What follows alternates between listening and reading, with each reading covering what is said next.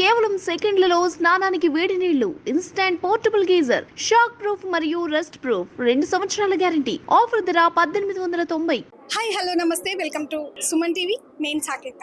ఈరోజు ఒక గురువు అనే అర్థానికి నిజంగా కూడా సార్థకత చేసిన ఒక వ్యక్తి మనతో ఉన్నారు. గురువు అంటే కామన్గా ఏం గుర్తు వస్తుంది?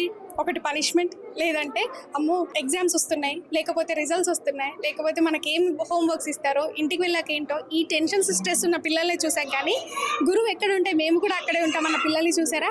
చూడలేదు కదా. అలాంటి గురువు అలా అంతలా మార్చేసిన శిష్యులను మార్చిన గురువు ఎక్కడున్నారో తెలుసా? మంచిర్యాల జిల్లాలో ఉన్నారండి, జన్నారం మండలంలో. ఇప్పుడు మనం ఆ గురువు దగ్గరికి వచ్చాము. అసలు వివరాలు ఏంటో ఆయన మాటల్లోనే విద్దాం రండి.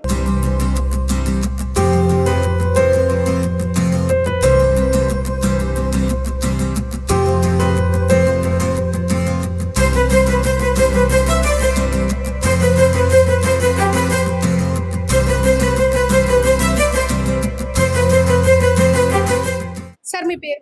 జాజాల శ్రీనివాస్. సార్ మీ పేరు ఎందుకు అడిగానంటే ఆల్మోస్ట్ తెలుగు రాష్ట్రాలలో మారుమవుతుంది.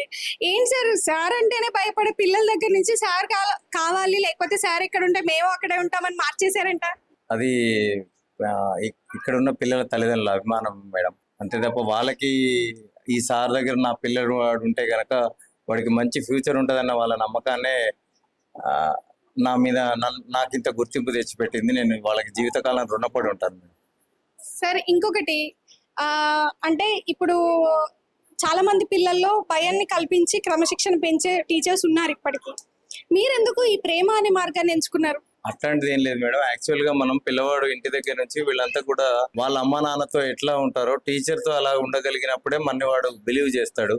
మనం ఎంతసేపు చదువుతో పాటుగా ముందు వాడిని మనం ఆప్యాయంగా పలకరించి ప్రేమగా తీసుకొని మన భుజం మీద చెయ్యి వేసి మన పక్కన మనం కూర్చోబెట్టుకొని మన పక్కన చైర్లో వాడు కూర్చోబెట్టుకున్న రోజున వాడు ఇంట్లో ఎలా తండ్రితో ఫ్రీగా ఉంటాడు, తల్లితో ఫ్రీగా ఉంటాడు, టీచర్తో కూడా అదే ఫ్రీగా ఉంటాడు.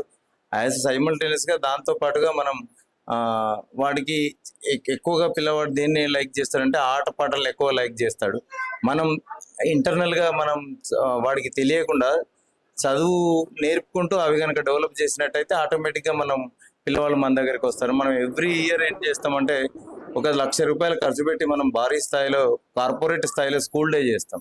సో దాన్ని బట్టి ఆ పిల్లవాడు ఏంటంటే ఇక వాళ్ళకి ఆ ఆనందం, వాళ్ళకి కావాల్సినటువంటి ఎంజాయ్మెంట్, డ్యాన్స్ కానీ మిగతా అన్ని వాళ్ళకి ఇక్కడ దొరుకుతాయి. కాబట్టి వాడు ప్రైవేట్ స్కూల్ని కంపేర్ చేసుకుంటాడు. వాడు ఎందులో కూడా తక్కువకూడదు. వాడికి టై కానీ, బెల్ట్ కానీ, షూ కానీ వాడు అపీరెన్స్ చేసుకున్నప్పుడు వాడికంటే వీడు ఏ స్థాయిలో తక్కువ ఉండకూడదు. అవన్నీ మనం సమకూర్చినప్పుడు ఖచ్చితంగా పిల్లలు మన దగ్గరికి వస్తారు.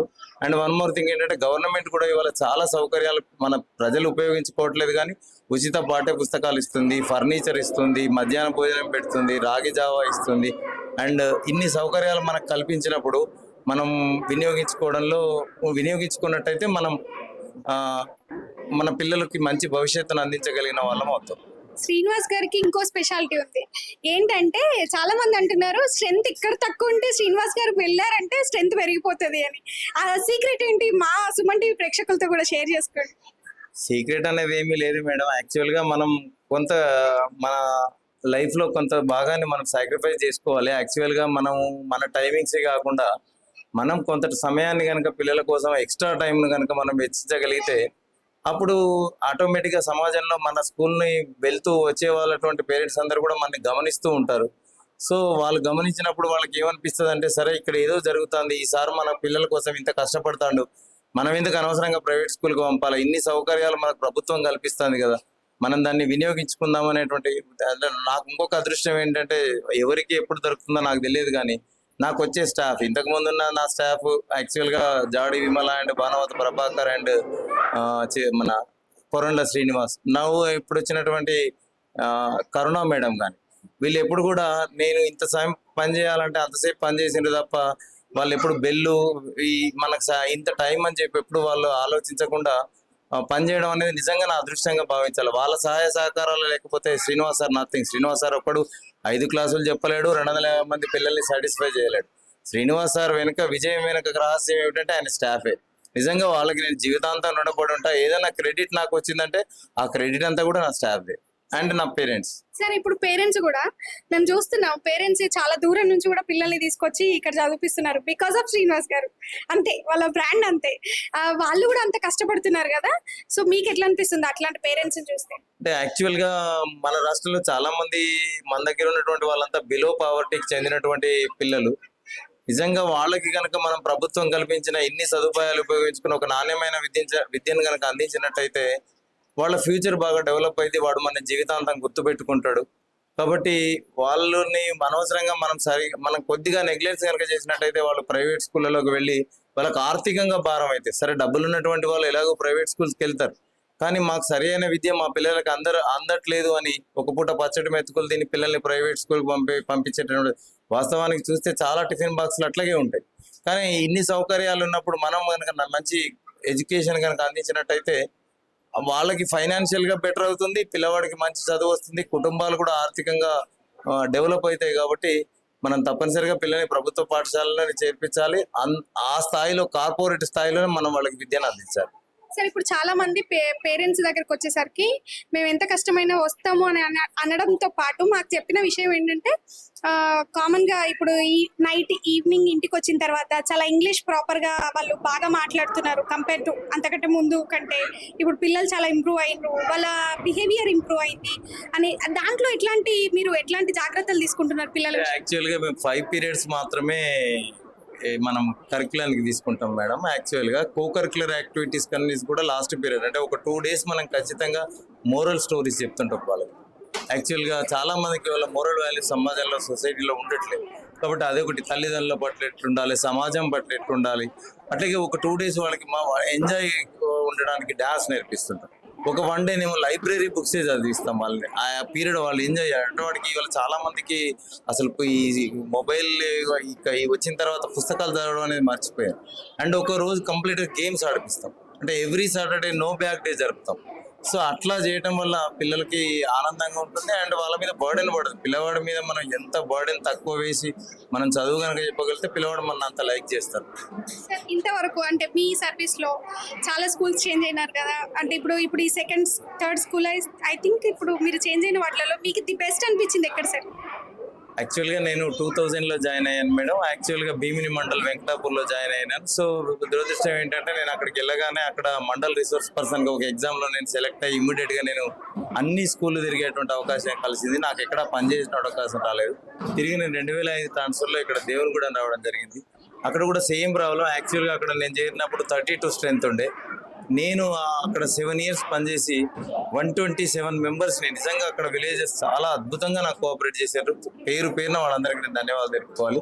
సో అక్కడ నుంచి మళ్ళీ నేను కొనుక్కలకు రావడం జరిగింది. నా అదృష్టమో దురదృష్టమో మళ్ళీ సేమ్ ప్రాబ్లం. నాకు మళ్ళీ అక్కడ కూడా 22 మంది పిల్లలే ఉండే. పిల్లల్ని ఎవరిని పంపమన్నా కూడా వాళ్ళు మేము ఇంగ్లీష్ మీడియం అయితే పంపుతాం, మేము తెలుగు మీడియం పంపమని చెప్పేది. ఆ పరిస్థితుల్లో నిజంగా నేను మా స్టాఫ్ని అభినందించాలి. సార్ మనం ఇంగ్లీష్ మీడియం పెడదామని చెప్పి వాళ్ళకి కోఆపరేట్ చేయటం వల్ల నేను ఇంగ్లీష్ మీడియం స్టార్ట్ చేసి సో ఇవాళ రాష్ట్ర వ్యాప్తంగా వాస్తవానికి మంచిర్యాల జిల్లాలో హైయెస్ట్ స్ట్రెంత్ ఉన్నటువంటి స్కూల్ ఎంపీపీఎస్ కొనుక్కో. సో ఆ స్థాయికి ఆ స్కూల్ని డెవలప్ చేసాం. ఇప్పుడు వచ్చినటువంటి టీచర్స్ కూడా తక్కువ అంచనా వేయటానికి వీల్లేదు. వాళ్ళేదో బాగా చెప్పరు అని శ్రీనివాస్ సారే గొప్పడు అనేది ఏమి కాదు. కాకపోతే ఏంటంటే శ్రీనివాస్ సార్ మీద ఉన్న కొద్దిగా నమ్మకం, భయం తప్పి. రెండో మోర్ థింగ్ ఏంటంటే ఇక్కడ నుంచి పిల్లలు ఈ స్కూల్ దాటి ఆ స్కూల్కి వెళ్తారు. వెళ్ళినప్పుడు ఇక్కడ శ్రీనివాస్ సార్ ఉన్నాడు కదా, మళ్ళీ మనం అంత దూరం ఎందుకు వెళ్ళడం, సార్ దగ్గరికే వచ్చేద్దాం అనే ఉద్దేశంతో పిల్లలు వస్తున్నారు. యాక్చువల్గా అక్కడ కూడా బాగుంది. నాకు సాటిస్ఫై ఇచ్చినటువంటి స్కూల్ అంటే వాస్తవానికి నేను ఇది కొత్త స్కూల్ ఈ రోజే వచ్చాను కాబట్టి ఇప్పుడేం చెప్పలేను. కానీ నాకు పనిచేసినటువంటి 12 సంవత్సరాలలో నేను ఇవాళ ఒక కార్పొరేట్ స్థాయికి ఒక స్కూల్ని చేయగలిగిందంటే అది ఎంపీపీఎస్ కొనకలే. మీరు ఇవాళకి చూసినా కూడా అక్కడ ఫర్నిచర్ కానీ ఇన్ఫ్రాస్ట్రక్చర్ కానీ మీరు ఏది చూసుకోండి, ఏ ప్రైవేట్ స్కూల్లో కూడా ఉండదు. అక్కడ ఒకసారి లోపల పేరెంట్ అడుగు పెట్టిండైతే పిల్లవాడిని ఖచ్చితంగా స్కూల్లో చేర్చి వెళ్ళిపోతాడు, ఇంకా మళ్ళీ నో డౌట్. ఇంకా సార్ నేను సోషల్ మీడియాలో ఒక వీడియో హల్చల్ అయిపోయింది. ఏంటంటే వద్దు సార్ అని ఏడుస్తున్నారు పిల్లలు మిమ్మల్ని వదిలిపెట్టి ఉండలేక. సో ఆ అటాచ్మెంట్ నుంచి చూస్తుంటే ఆ రోజు మీరు పడిన బాధ ఏంటి, అప్పుడున్న మీరు అనుభవించిన మీ ఫీలింగ్ ఏంటి సార్? అంటే వాస్తవానికి నేను జనరల్ గా ఏంటంటే ఇంకెవరికి పిల్లలకి అక్కడ తెలియదు, నేను ట్రాన్స్ఫర్ అయినట్టుగా తెలియదు. యాక్చువల్గా నేను రిలీవ్ అయ్యి వచ్చినా మా కొలీగ్స్ అక్కడే ఉన్నారు. వాళ్ళు ఇద్దరు ఉన్నారు కాబట్టి మిగతా పిల్లలు అక్కడే ఉన్నారు. ఎందుకంటే వాళ్ళు కూడా నాకంటే బెస్ట్ టీచర్స్. సరే కాబట్టి ఆ ఇష్యూ అయితే రాలేదు. కాకపోతే నాకే మనం ఇంత బాగా డెవలప్ చేసినాం కదా స్కూల్ని, ఇంకా కొద్ది రోజులు ఉండలేదు అనేటువంటి కొద్దిగా ఫీలింగ్ అయితే ఉంది నా మనసులో. సరే ఏదేమైనా మనం వృత్తిలో భాగంగా ఇంకొక పాఠశాలకు వెళ్ళాలి, వెళ్ళిన దగ్గర డెవలప్ చేయాలని చెప్పి ఇక్కడికి రావడం జరిగింది. సో నాకు కూడా ఇక్కడ కూడా చాలా మంది తెలిసిన వాళ్ళు కోఆపరేట్ చేస్తున్నారు. నిన్నటికి వాళ్ళకి చాలా వరకు స్కూల్లో మార్పు తీసుకొచ్చాను. ఇంకొక 15 రోజుల్లో దీన్ని కూడా ఒక ప్రైవేట్ స్కూల్ స్థాయిగా మార్చేస్తాం. మీరు ఒక 15 డేస్కి వచ్చినట్టయితే మీరు ఇవాళ చూసిన దానికి మీకు 15 డేస్కి మీకు వాటి డెవలప్మెంట్ మీకు మేము ఖచ్చితంగా చూపెడతాం. ఒక 15 డేస్ కనుక నాకు టైం ఇస్తే ఆ స్కూల్ కంటే బెటర్గా ఈ స్కూల్ని తీర్చిదిద్దాం. సరే, పిల్లలు వదిలేసి వచ్చారు కదా, మీ పిల్లలు మీరు ఎన్ని రోజులు ఉన్న అటాచ్మెంట్ ఉన్న పిల్లల్ని ఆ రోజు ఏడుస్తున్నారు, వదిలేసి రావాలనిపించిందా? ఆ మూమెంట్ ఎట్లా అనిపించింది? అంటే యాక్చువల్గా అదృష్టం అనుకోవాలి. నాకు 252 130 నా దగ్గరికి వచ్చారు. కొద్దిగా నాతో బాగా అటాచ్మెంట్ ఉన్న పిల్లలంతా నా దగ్గరికి వచ్చారు. కొంచెం నాతో అటాచ్మెంట్ లేని పిల్లలు అక్కడ ఆగిపోయారు కాబట్టి కొంచెం బాధ, కొంచెం సంతోషం రెండు ఉన్నాయి. యాక్చువల్గా ఇంత మందికి ఆదర్శంగా ఉన్న ఉపాధ్యాయ వృత్తిలో ఉన్న మీకు ఆదర్శమైన వ్యక్తి ఎవరు సార్ మీ లైఫ్ లో? యాక్చువల్గా నాకు జాబ్ రాకముందు నేను యాక్చువల్గా సరస్వతి శిశు మందిర్ స్టూడెంట్. నేను యాక్చువల్గా నాకు జాబ్ రాకముందు కూడా నేను స్టూడెంట్ అయ్యి యాక్చువల్గా ఇక్కడే విద్యారణ్య ఆవాస విద్యాలయం రాంపూర్ అనే ఒక సరస్వతి విద్యాపీఠానికి సంబంధించిన శిశు మందిర్ స్కూల్లో చదువుకున్న నా ఎడ్యుకేషన్ మొత్తం కూడా అక్కడే జరిగింది. సో దాని తర్వాత నేను మళ్ళీ నాకు జాబ్ రాకముందు నేను ఒక 2 years శిశు మందిర్ స్కూల్లో హెడ్ మాస్టర్గా పనిచేస్తాను. సో నన్ను తీర్చిదిద్దిన సంస్థ అది, నా మాతృ సంస్థ అది. సో అక్కడ ఉన్నటువంటి విలువలు, వాల్యూస్ ఏవైతే ఉన్నాయో అవి ఇప్పుడు నేను పిల్లలకు నేర్పాలని అనుక్షణం తపన పడుతూ ఉంటా. వాళ్ళు ఏదైతే పిల్లల్లో నైతిక విలువలు అయితే నేర్పి సమాజాన్ని బాగుపరచాలనుకుంటారో అది ఇప్పుడు నన్ను వెంటాడుతూ ఉంటుంది. నాకు ఇంటర్నల్గా నాకు చెప్తూనే ఉంటుంది, నన్ను ఒక నీడలా వెంటాడుతుంటుంది. దాన్ని నేను ప్రభుత్వ పార్టీ ప్రణాళికకు అనుకూలంగా చేసుకుని నేను నా జీవితంలో సక్సెస్ అయిందంటే అదే ఒక కారణం. సార్, ఇప్పుడు కుటుంబాలలో ఎంతో మంది కుటుంబాలలో మంచి ఇన్స్పిరేషన్ పీపుల్ గా, ఒక ఇన్స్పిరేషన్ పర్సన్ గా, ఒక టీచర్ గా, ఒక ఫ్యామిలీ మెంబర్ గా ఉన్నారు. మీ కుటుంబ నేపథ్యం మాతో ఏమైనా షేర్ చేసుకుంటారు? మా కుటుంబ నేపథ్యం అంటే నాకు ఒక్కతే అమ్మాయి తను సాఫ్ట్వేర్. మా అల్లుడు ఇక్కడ మన మిషన్ భగీరథలో డిఈగా జాబ్ చేస్తుంటారు. సో ఇక మా శ్రీమతి అయితే నాకేమో ఆమె ఎలాంటి ఆబ్జెక్షన్ చెప్పదు, నేను కేవలం టైం మాత్రమే చెప్తుంటా. ఒక రకంగా నా విజయానికి కారణం మా శ్రీమతి. అంటే యాక్చువల్గా మనకి వాళ్ళ సహకారం ఉంటేనే మనం జీవితంలో సాధించగలుగుతాం. మనం ఎప్పుడు వెళ్ళినా ఎప్పుడు వచ్చినా బడి కోసం ఎంతసేపు ఉన్నా నువ్వు ఎందుకు వెళ్ళినావు, నీకు అందరిలాగా 9 గంటలకు వెళ్ళి 4 గంటలకు రావాలి కదా, నీకు అవసరమా అని చెప్పి ఏ రోజు నన్ను రిస్ట్రిక్షన్ చేయలేదు. మా అమ్మాయి కూడా రిస్ట్రిక్షన్ చేయలేదు. ఇంటి బాధ్యతలన్నీ వాళ్ళు చూసుకున్నారు కాబట్టి నేను వాళ్ళు ఎంత హ్యాపీగా పనిచేయగలుగుతున్నా. ఒక రకంగా నా విజయానికి కారణం అంటే మా శ్రీమతి కృష్ణవేణి నేను చెప్పగలుగుతాను. She a wonderful woman. ఆమె నేను స్కూల్కి 9కి వెళ్ళాలంటే నాకు 8:45 బ్రేక్ఫాస్ట్ రెడీగా పెట్టేస్తుంది బాక్స్లో. నేను ముందు రోజు చెప్తాను, నేను రేపు 8కి వెళ్ళాలమ్మా అంటే నాకు 7:30 వరకు, ఆమెకి ఎంత పని ఉన్నా నాకు 7:30 వరకు రెడీ చేసి పంపిస్తుంది. ఒక రకంగా నా జీవితంలో నా సక్సెస్కి కారణం నా శ్రీమతి. ఇప్పటి వరకు ఆమె నన్ను ఇది కావాలి ఇది చేయాలని ఏ రోజు అడగదు. నేను ఏం డబ్బులు తెచ్చినా, ఏం ఖర్చు పెట్టినా, ఏం చేసినా నన్ను ఏం అడగదు. ఒక రకంగా నా సక్సెస్ కారణం శ్రీమతి అని చెప్పొచ్చు. Super sir. అంటే వండర్ఫుల్ లేడీ. అంటే మీ విజయానికి మీ ఆవిడ అంటే ప్రతి ఒక్క పురుషుని విజయం వెనుక స్త్రీ ఉంది అని మీ మాటతో అయితే రుజువైపోయింది నిజంగా. 100% మేడం. యాక్చువల్ గా నేను నిజంగా రుణపడి ఉన్నానంటే నేను నా భార్యకే రుణపడి ఉంటాను. ఎందుకంటే మనకు వచ్చిన తర్వాత మన పక్కన టీచర్లు ఉంటారు, వాళ్ళందరూ 9 గంటలకు పోతారు, 4 గంటలకు వస్తుంటారు. నువ్వెందుకు 6 దాకా ఉండాలి, నీకు ఒకటికే స్కూల్ అవసరమా, నీకు ఎందుకు అన్ని రిస్క్ తీసుకుంటావు. తన మాట నేను ఈ రోజు వరకు జీవితంలో నేను ఏ రోజు వినలేదు. ఏ రోజు అనలే మీ పని ఏదో మీరు చేయండి అనేది. ఆ పిల్లలు వాస్తవానికి మా డాక్టర్ కూడా అంతే. సో నాకు కూడా ఫ్యామిలీ ప్రాబ్లమ్స్ కూడా నాకు ఒక రకంగా అదృష్టం అని చెప్పుకోవాలి. పిల్లలు కూడా సెట్ అయ్యింది కాబట్టి సో నేను ఇంత సమయాన్ని సమాజానికి ఇవ్వగలుగుతున్నా. ఈ విషయంలో నేను మాత్రం వాళ్ళకి రుణపడి ఉంటాను. అయితే మా సుమన్ టీవీ ప్రేక్షకుల నుంచి కూడా కృష్ణవేణి గారికి ఎస్పెషల్ గా ఇంత మంచి ఉపాధ్యాయులను పిల్లలకి ఇచ్చినందుకు, అలాగే సమాజానికి ఇచ్చినందుకు thank you so much sir. మా సుమన్ టీవీ ప్రేక్షకులకి మీ మాటల్లో, అంటే ప్రతి ఉపాధ్యాయ వృత్తిలో ఇన్నేళ్ళు ఉన్నారు, సో ఈ ఏదైనా బెస్ట్ మూమెంట్ ఏదైనా ఉందా, సాడ్ మూమెంట్ ఏదైనా ఉందా మీ లైఫ్? సాడ్ మూమెంట్ అంటే సంఘటనలు జరుగుతూ ఉంటాయి సహజంగా, పెద్దగా ఏం లేదు. బెస్ట్ మూమెంట్ అంటే ప్రతిసారి ఒక బెస్ట్ మూమెంట్, ప్రతి సంఘటన మనం ఒక బెస్ట్ మూమెంట్గానే అనుకుంటాం.